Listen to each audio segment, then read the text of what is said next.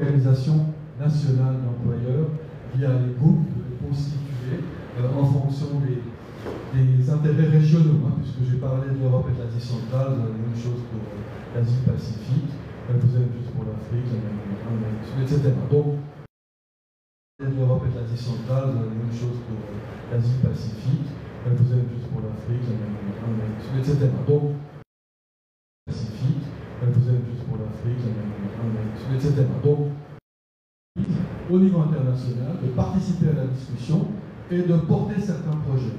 C'est très bien, mais la règle, c'est que ces organisations, ces entreprises, n'interfèrent pas sur la gouvernance de l'Organisation internationale des employeurs. Les deux choses sont bien séparées. Le droit de vote, l'appartenance à l'organisation, c'est une affaire d'organisation d'employeurs nationale. Point.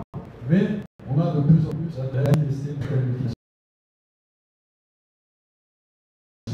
sur les thématiques du travail actuel. Alors, on touche là pour moi, il y a deux grands enjeux aujourd'hui qui concernent le travail, la vraie vie, et qui sont des menaces pour la qualité du travail et pour sa juste rémunération. L'un des grands enjeux, c'est ce phénomène de concentration du capital qu'on a connu ces 2-3 dernières décennies, qui atteint maintenant un niveau absolument exceptionnel. C'est probablement là aussi une période de l'histoire où cette concentration a été atteint un niveau les plus élevés, avec en plus des détenteurs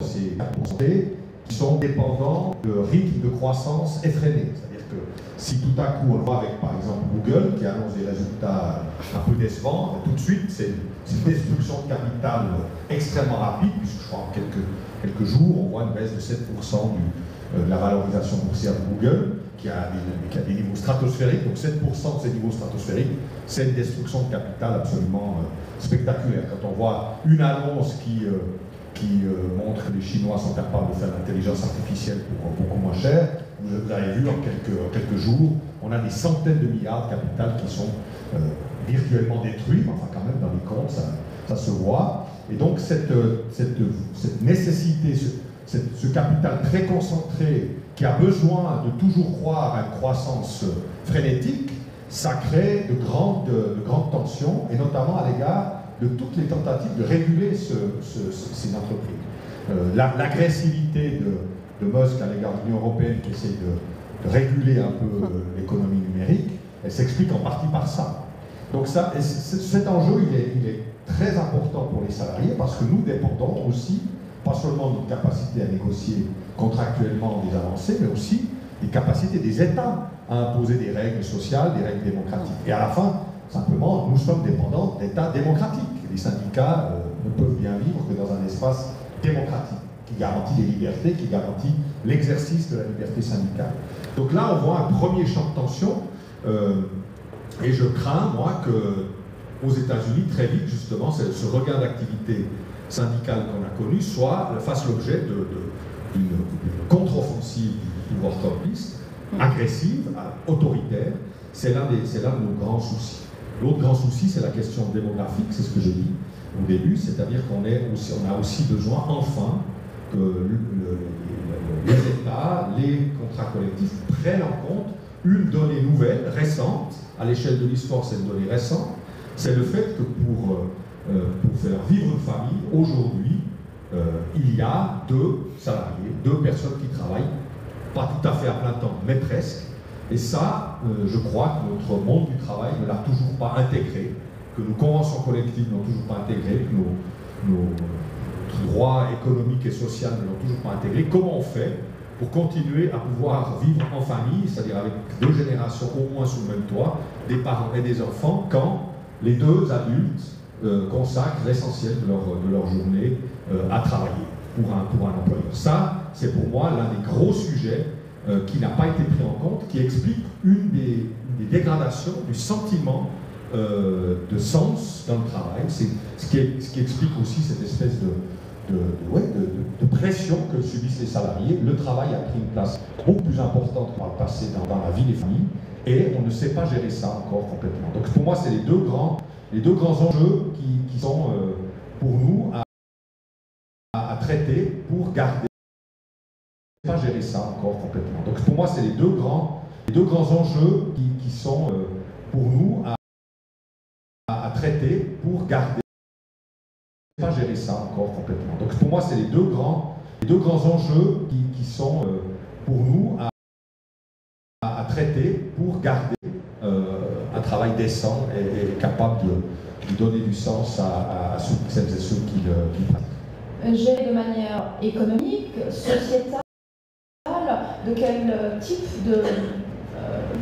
Qu'est-ce que ne fait pas la société pour gérer cette nouvelle donne qu'il faut effectivement 2 adultes qui travaillent, si possible même à temps plein, pour assurer un train de vie décent à une famille? Aujourd'hui, comme je l'ai dit, si on prend la Suisse, on a en moyenne, pour un couple qui a des enfants, on a en moyenne, je dirais, à peu près 75 heures de travail fourni par le couple. 75 heures.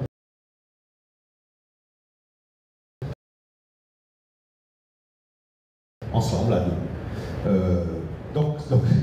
Et pour élever des enfants, notamment des petits-enfants, il faut quelques dizaines d'heures dans la semaine, en tout cas, sans parler des heures du soir. Et les enfants, ils ont aussi besoin de nourrir, éduquer entre 8h et 17h, 8h et 18h. Donc c'est ridicule.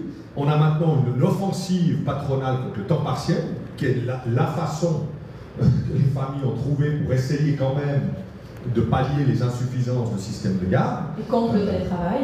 Pardon? Et contre le télétravail. Et contre le télétravail, contre le temps partiel, comme si c'était une sorte de symptôme du work-life balance, une sorte de décadence morale, ce qui est une bêtise crasse. Quand j'entends ces discours, chaque fois ça m'énerve. Non, il faut bien que les gens trouvent un moyen quand même que les enfants soient pris en charge. Alors, s'il y avait des crèches en suffisance, accessibles, proches du lieu de travail, pas trop coûteuses, on pourrait discuter, mais ce n'est pas le cas, on sait bien. Puis l'autre solution qu'ont trouvé les générations de salariés qui ont vécu cette double engagement dans le monde du travail, c'est les grands-parents. Les grands-parents fournissent pour 8 milliards de francs d'heures de garde gratuitement aujourd'hui en Suisse. 8 milliards. Si on devait créer un service public qui pallie ce que font les grands-parents, il faudrait dépenser 8 milliards à peu près, c'est ce que l'Office fédéral de la statistique a compté. Or, justement, on s'attaque à l'âge de retraite en voulant faire travailler les gens jusqu'à 66, 67, quand c'est pas davantage. C'est-à-dire qu'on s'attaque aussi à cette ressource qui, justement, permet à 2 adultes de travailler dans un ménage. Donc, il n'y a pas de, on ne prend pas en compte. Il y aurait plusieurs manières de faire, soit de baisser la durée hebdomadaire du travail, soit de créer un service public de garde efficace au modèle de ce qu'ont fait nos ancêtres avec l'école publique, gratuite et obligatoire, ou alors de réduire l'âge de retraite pour permettre cette solidarité intergénérationnelle de fonctionner davantage. Mais aucune de ces voies n'est promue aujourd'hui par les pouvoirs en place. Et donc, la conséquence, c'est qu'on a des gens qui sont effectivement accablés de travail. Je veux dire, des couples qui, même s'ils sont des travaux, des jobs de qualité, des jobs qui sont bien qualifiés, quand ils font des enfants, le sentiment, je l'ai vécu, j'étais conseiller d'État, mon épouse a travaillé à plus de 70%, j'ai vécu ces 10-15 années où on avait l'impression, effectivement, de donner tout son temps aux enfants et au travail, et de ne pas avoir de répit. Et de pas non plus, et de sentir aussi que si tout à coup l'un des deux tombe malade, si l'un des deux fait défaut, si une grand-maman tombe malade, très vite, on est dans des situations de pression. Les deux tombent malades, si l'un des deux fait défaut, si une grand-maman tombe malade, très vite, on est dans des situations de pression. Et ce que nous avons vécu, la majorité en fait des couples qui ont fait des enfants, très vite, on est dans des situations de pression. Et ce que nous avons vécu, la majorité en fait des couples qui ont fait des enfants, le travail va s'arrêter, ou bien il va falloir travailler toujours plus parce qu'il y a toujours plus de gens qui sont à la retraite. Il y a ce sentiment de perte de sens. Or, dans les chiffres, là aussi, M. Maté vous dit qu'on sera bientôt 2 actifs pour un rentier. Moi, ce qui me fascine, c'est que c'est déjà la situation actuelle. Il y a en Suisse, chaque année, 2 500 000 rentes AVS qui sont versées, et il y a un peu plus de 5,5 millions de salariés. On est déjà dans un rapport de 2 à 1. Or, l'AVS va publier des chiffres prochainement, je vous donne un scoop, on sera à plusieurs milliards de bénéfices, pas de déficit. Et comme je l'ai rappelé dans la campagne d'achat, l'AVS n'a pas de dette, elle a une fortune. Alors on peut tirer les plans sur la comète, c'est ce qu'on sait faire depuis 30 ans. Ça fait 30 ans qu'on nous annonce la faillite de l'AVS pour dans 20 ans, et ça fait depuis le début de l'AVS qu'on constate au contraire qu'on accumule des excédents. Donc la situation démographique ne conduit pas au constat qu'il faut dégrader le système de retraite. On a par exemple dit qu'on avait 6 actifs pour un rentier au début de l'AVS. On avait 6 personnes qui portaient, qui soutenaient un rentier. C'est faux. Il y avait 6 personnes adultes de 18 à 65 ans pour une personne de plus de 65 ans. Ça, c'est la réalité statistique démographique. 6 personnes de 18 à 65 ans pour une personne de plus de 65 ans. Mais dans ces 6 personnes, il y avait 6 personnes adultes de 18 à 65 ans pour une personne de plus de 65 ans. Ça, c'est la réalité statistique démographique. 6 personnes de 18 à 65 ans pour une personne de plus de 65 ans. Mais dans ces 6 personnes de 18 à 65 ans, il y avait 3 femmes qui ne travaillaient pas pour un salaire en 48. Le taux d'emploi féminin était complètement marginal. Donc en fait, entre 3, 3,5 par rapport à la population retraitée qui vit en Suisse. Et maintenant, on ajoute les retraités qui vivent à l'étranger, puis on arrive à ces 2,5 millions 30 AVS. Donc cette fatalité démographique qui fait qu'on devrait pousser le temps de travail trop lourd, ce n'est pas corrélé aux réalités statistiques. Cette fatalité démographique qui fait qu'on devrait pousser le travail trop lourd, ce n'est pas corrélé aux réalités statistiques. C'est-à-dire donner de son temps à ses enfants, à ses petits-enfants, gratuitement. Personne ne demande que les grands-parents soient payés, mais au moins qu'ils aient encore quelques années de vie en bonne santé pour pouvoir fournir cette prestation. Et puis pas seulement à leurs petits-enfants, par des frais de garde, mais aussi à leurs propres parents, qui sont souvent encore vivants, quand ils partent à la retraite, et qui ont aussi besoin de soutien. Cette ressource gratuite de solidarité, protégeons-la. Protégeons-la parce que sans elle, la société ne fonctionne plus. Le partenaire peut trouver les ressources dans le travail, effectivement, monte ses intérêts, fasse plus d'enfants, envoie ses parents, ses arrière-parents, ses grands-parents en haut pour que l'État s'en occupe. Si c'est ça qu'on veut, bon, alors il faut l'assumer. Mais si c'est pas ça qu'on veut, si on veut que les générations se renouvellent et que cette solidarité fonctionne, il faut protéger nos systèmes de retraite. Est-ce qu'on peut peut-être évoquer la question de l'intelligence artificielle? Est-ce que, à votre avis, elle est un atout ou est-ce qu'elle peut être un danger pour le travail décent et salarié aujourd'hui? Monsieur Matet. Vous voulez que je donne une réponse? Pour le travail décent et salarié aujourd'hui. Monsieur Matet. Vous voulez que je donne une réponse aujourd'hui? Je serais bien en peine de vous la donner. Je quitte contre défi la donner. Ces travaux ont lieu dans le cadre de l'Organisation internationale du travail. Vous voulez que je donne une réponse aujourd'hui? Je serais bien en peine de vous la donner. Je quitte contre défi la donner. Ces travaux ont lieu dans le cadre de l'Organisation internationale du travail. L'intelligence artificielle, au fond, nous oblige à aller plus loin. Et c'est clair que vous ne pouvez pas valider la pertinence de la mention, par exemple, des conventions internationales que je mentionnais, les 10 conventions fondamentales de l'OIT. Vous ne pouvez pas, si vous ne savez pas ce qu'elles sont, si vous n'êtes pas vu un jour. Autrement, vous allez prendre ça, évidemment, pour argent comptant. Donc, voilà, on voit bien qu'on va en fait demander un effort de productivité supplémentaire, on sera accompagné dans cet effort, et ça sera un effort supplémentaire. Et le risque, c'est d'avoir une partie des gens qui se retrouvent à la marge par rapport à ça. Et c'est vrai que ça suppose des efforts de qualification, de requalification, de formation. Moi, je vous incite, je vais la semaine prochaine faire un cours d'intelligence artificielle, je vous incite à le faire aussi, parce que pour en parler, il y a du monde. Hein. C'est incroyable le nombre de gens qui en parlent. Et pour voir vraiment les personnes qui utilisent, les personnes qui au quotidien s'interrogent sur la suite que nous réserver l'intelligence artificielle, il y a beaucoup moins de monde.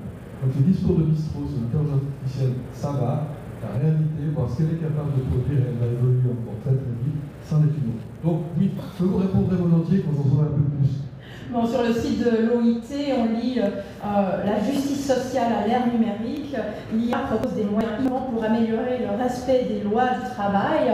Donc voilà, l'IA annonce un brillant avenir pour le respect des lois du travail. Est-ce que les syndicats sont déjà emparés de cette opportunité ou est-ce qu'au contraire, aujourd'hui, l'IA est plutôt vu comme un danger? Alors, le premier danger, c'est le discours autour de l'IA et la énième répétition du pronostic sur la fin du travail. Chaque fois qu'on pronostique la fin du travail, on affaiblit les salariés dans la négociation de leur force de travail, n'est-ce pas, puisque on dit, va bientôt pouvoir se passer de vous, alors évidemment, la discussion sur la valeur du travail, elle est plus difficile. Et à chaque tour, il y a une difficulté supplémentaire. Donc il faut déjà, premier mouvement, c'est de dire, attention, si l'histoire se répète, eh bien, on n'aura pas la fin du travail. Au contraire, comme je l'ai dit au début, on voit que les gens travaillent pour un salaire, pour un revenu tiré de l'activité lucrative, de l'activité de travail, toujours plus nombreux. Alors, ça ne veut pas dire que parce que ça s'est passé comme ça avec les premiers pas de l'informatique, avec l'industrialisation, ça se répétera forcément. Il y a peut-être bien un jour où, effectivement, des machines feront tout à notre place, j'en sais rien. Mais, en tout cas, l'historien que je suis fait qu'il reste sceptique sur ce pronostic et il en voit, en tout cas, les instrumentalisations dans la négociation. La deuxième chose qu'on doit dire, c'est que il y a des métiers, effectivement, qui ont disparu au cours de l'histoire.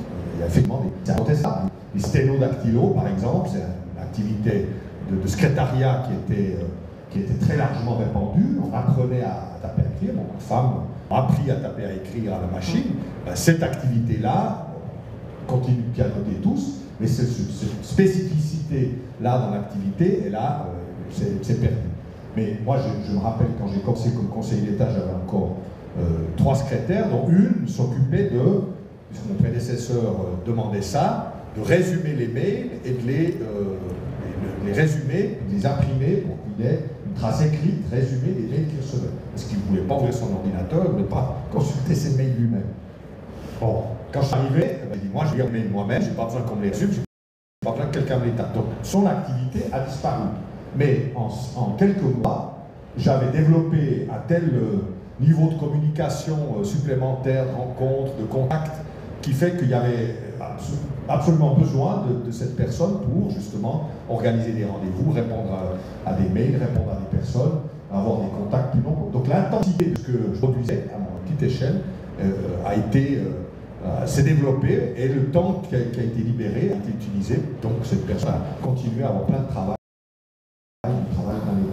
Et c'est, je pense, ce qui est arrivé un peu partout. On n'a pas vu de chute de l'emploi administratif dans les administrations, dans les entreprises, parce que la fonction sténodactylo a été de fait dispersée sur beaucoup plus de gens, parce que chacun sait à peu près maintenant compléter son ordinateur. Cet exemple-là montre que je crois que c'est idem, c'est toute une nouvelle technologie, si on pense à ce qu'on a dit au moment de l'apparition de la radio, de la télévision, au moment de l'apparition des CD, au moment de l'apparition des instruments de musique électronique. On dit bah, plus personne va jouer de la guitare, plus personne apprendre à jouer de la batterie.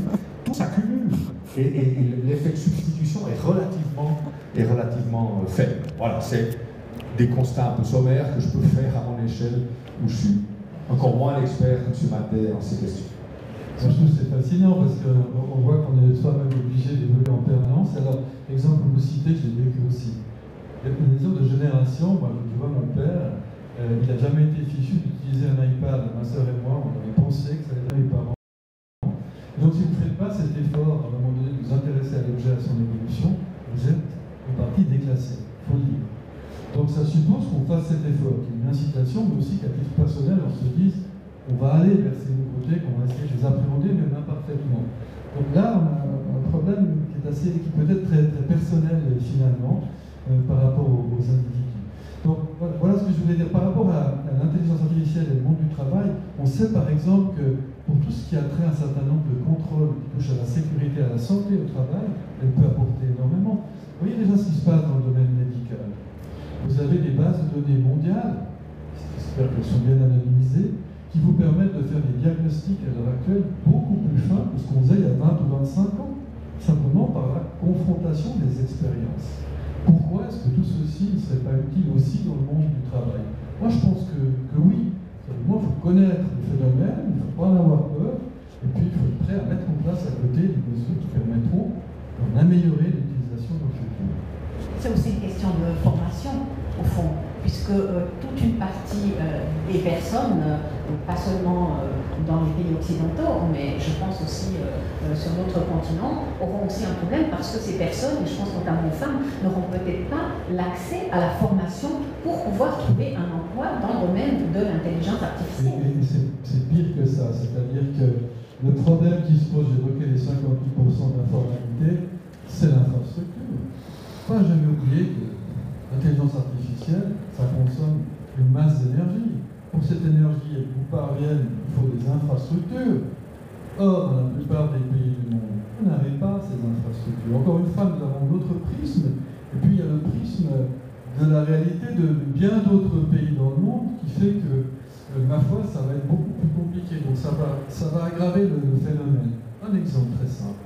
J'ai longtemps été actif dans la sécurité sociale internationale. Je n'ai pas fait que la VL, j'ai comparé les systèmes mondiaux. Qu'est-ce qui s'est passé, notamment en Tanzanie, et d'autres pays qui sont bons exemples, même l'Espagne est un exemple. On n'avait pas l'infrastructure pour pouvoir mettre en place le système de sécurité sociale comme chez nous. Il n'y a pas un guichet tous les 300 mètres. On a décidé de sauter une étape et de passer à la téléphonie mobile. Vous recevez votre décompte de sécurité sociale dans pas mal de pays directement sur votre téléphone mobile, parce que tout le monde a un téléphone mobile. Ça, c'est la seule chose qu'on a réussi à faire correctement dans la plupart des pays, c'est de l'infrastructure, beaucoup moins cher en réalité, pour faire de la téléphonie mobile, parce qu'on n'avait pas d'argent pour mettre des câbles dans tous les coins, parce qu'il y avait des régions où les câbles ne passaient pas. Voilà un exemple concret, ce que la technologie a pu apporter pour la mise en place, l'exploitation d'un système de sécurité sociale. C'est un des points du travail récent. Hein, c'est le troisième, accès à la sécurité sociale. Alors oui, l'intelligence artificielle, comme la technologie, ça peut aider dans pas mal de cas. Pierre-Yves Maillard, vous êtes actuellement sur le front via l'USS et engagé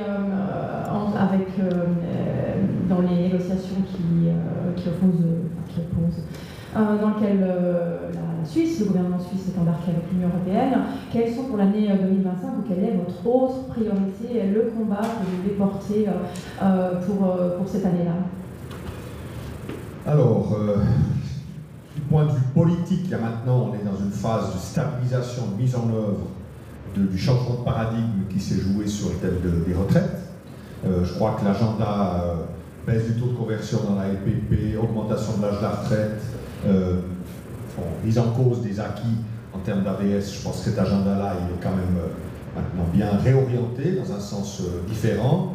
Sur la LPP, malheureusement, on va probablement pas pouvoir bouger à part des aspects de modernisation. L'AVS, maintenant, il faut trouver les solutions de financement. Ce n'est pas urgent à court terme, comme on l'a dit. L'AVS a des marges qui permettent d'introduire la 13e rente sans une solution immédiate, mais à moyen terme, surtout si on déplafonne la rente pour couple, c'est aussi l'un des projets, il faudra des sources de financement. Alors, on est en train d'y travailler au Parlement. J'espère que ce sera... Je crois qu'on est parti pour une phase un peu plus, de concertation, de négociation, ça peut-être moins dans la confrontation publique. J'espère qu'on arrivera à trouver des solutions efficaces. Ça, c'est l'un des gros enjeux. L'autre grand enjeu pour nous, du point de vue, cette fois alors, interne au syndicat, c'est justement de nous organiser pour être prêts à être plus forts, plus présents et à mieux négocier les conditions de travail dans les domaines en croissance. Et là, on sait que l'intelligence artificielle, de toute façon, ne fera rien. C'est qui s'occupera des personnes âgées qui seront plus nombreuses dans les homes, qui s'occupera, comment on traitera les besoins de santé publique, parce qu'on sait que les besoins de santé publique vont croître. On est là devant 100 000, 150 000 créations d'emplois.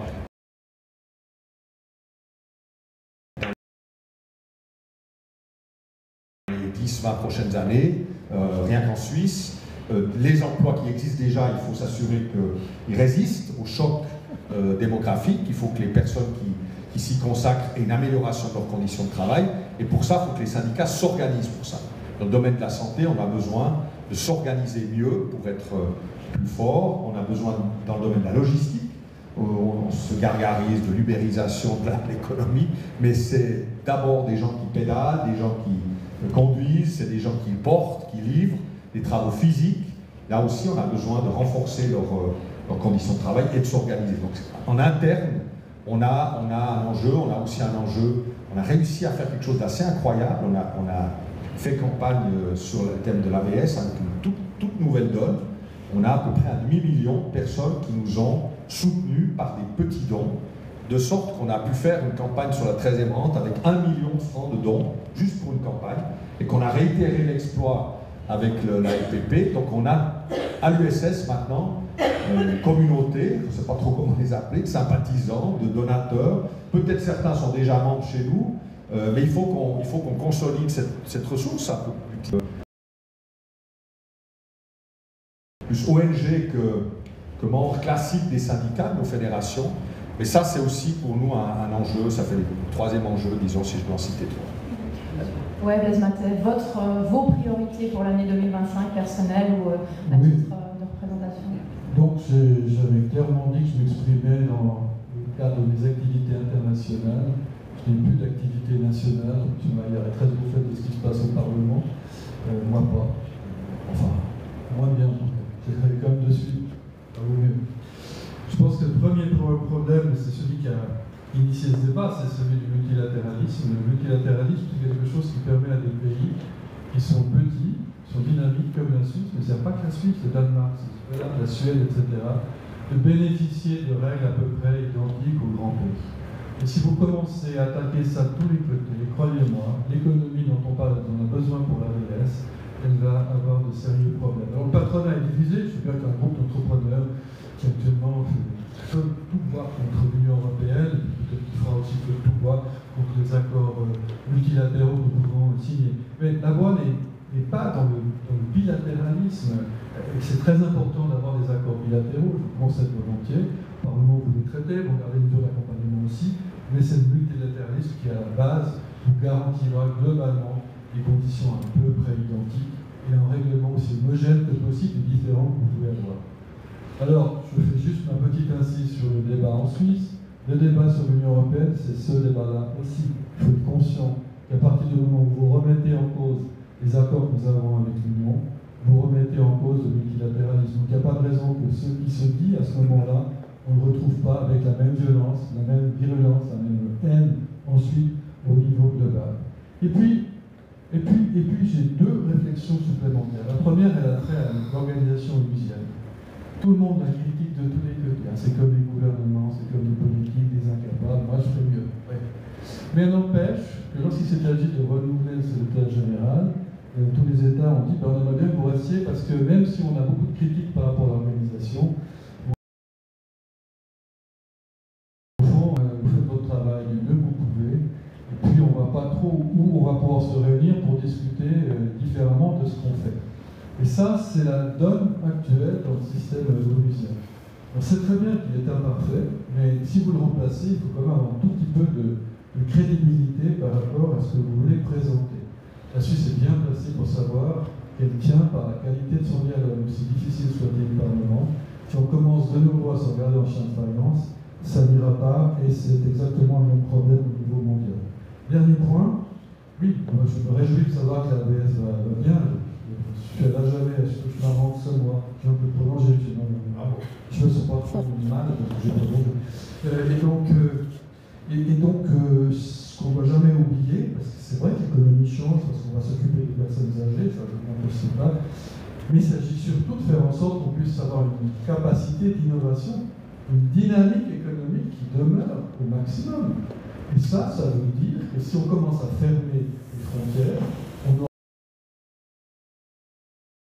aura plus. C'est sûr que toujours interroger sur le nombre de frontaliers qui travaillent à Genève ou en Suisse, mais la réalité c'est que vous créez par ce biais-là un apport de richesse intellectuelle, économique, culturelle. Et que c'est cette richesse, c'est valable et toutes les études mondiales sur les entreprises du monde, c'est cette richesse-là qui fait la performance. Alors on a un choix quand même, parce qu'une population vieillissante, elle a tendance à se souvenir du passé, c'est jamais bon. On a un choix devant nous, et c'est de savoir si on veut continuer à avoir cette dynamique d'innovation, même en vieillissant, ou bien si on veut se fermer, se regarder ensemble et se lamenter pour les années à venir. Personnellement, j'ai fait mon choix. Une dernière chose avant qu'on poursuive la discussion avec vous, madame, monsieur, et puis en ligne également pour vos questions.